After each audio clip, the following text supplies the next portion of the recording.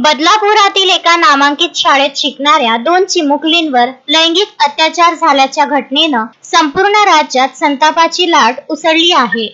याच अनुषंगाने दर्यापूर येथे छत्रपती शिवाजी महाराज चौकात घटनेचा तीव्र निषेध विविध संघटनेचे पदाधिकारी यांच्या वतीने निषेध व्यक्त करण्यात आला आहे। त्या नराधमाला फाशीची शिक्षा झालीच पाहिजे अशा घोषणा सुद्धा देण्यात आल्या। यावेळी दर्यापूर तालुक्यातील सर्वच पक्षाचे पदाधिकारी व पत्रकार नागरिक मोठ्या संख्येने उपस्थित होते। या निषेध आंदोलनाप्रसंगी शिवराई शिवाजी देशमुख या लहान मुलीने हाती काठी घेऊन या घटनेचा निषेध व्यक्त केला। या प्रसंगी इंजिनियर नितेश वानखडे, नगर परिषद माजी बांधकाम सभापती शिवाजी देशमुख, बबनराव विल्लेकर, स्वप्नील पाटील कराडे, ॲडव्होकेट विद्यासागर वानखडे, विकी होले, हर्षल साखरे, तळोकार, धनराज वानखडे, फजान, जगदीश कांबे, बुद्धभूषण गवई व इतर कार्यकर्ते बहुसंख्येने उपस्थित होते। शिवाजी चौक विविध घोषणांनी दुमदुमून गेला होता। विशेष म्हणजे हातात फाशीचा फंदा घेऊन चिमुकली शिवराई शिवाजी देशमुख व यशवर्धन नितेश वानखडे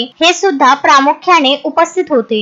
बदलापूर येथे एका शाळेत जे अमानवीय घटना घडली त्या घटनेचा निषेध व्यक्त करण्यासाठी आम्ही इथे आज जमलेलो आहोत। 4 वर्षाच्या 2 मुलीवर लैंगिक अत्याचार होतो ही घटना महाराष्ट्राला काळीमा फासणारी घटना आहे आणि महाराष्ट्राचं नाव देशात खाली जाईल अशी ही घटना आज म्हणजे मागच्या हप्त्यात घडली।